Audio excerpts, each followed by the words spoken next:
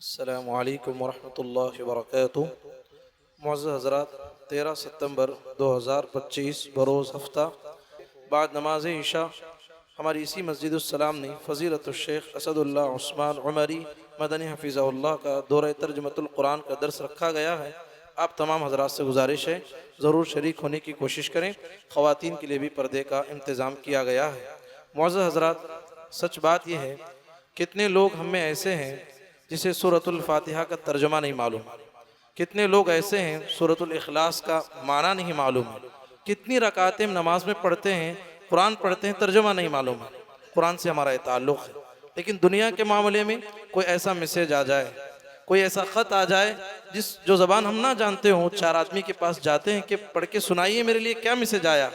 اللہ نے قرآن کی شکل میں ہمیں بہت بڑا پیغام دیا ہے، میسیج دیا ہے، اور ہمارے لیے بڑے بڑے جگید علماء اکرام قرآن مجید کی تفسیر، دورہ ترجمۃ القرآن کے دروس، اس میں ہم شریک ہونے کے لیے تیار نہیں۔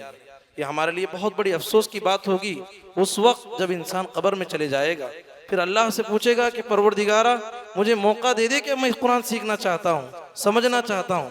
وہاں افسوس کرنے کا کوئی موقع نہیں ہوگا۔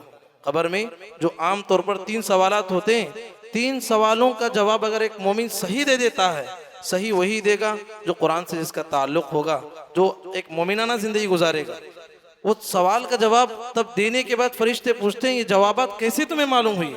وہ کہے گا قرأت کتاب اللہ وآمنت بھی، ہم نے قرآن مجید کو پڑھا ہے، سمجھا ہے، سیکھا ہے، اس پہ ایمان لایا، تب وہ نجات پائے گا۔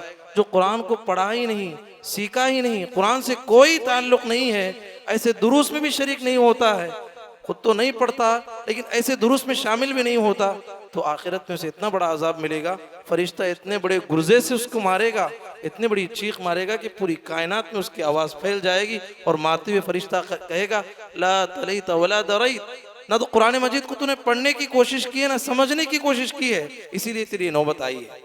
تو میرے لیے معزز بھائیوں، آپ سے گزارش ہے جب بھی قرآن مجید کے دروس ہوتے ہیں اس میں شریک ہونے کی کوشش کریں۔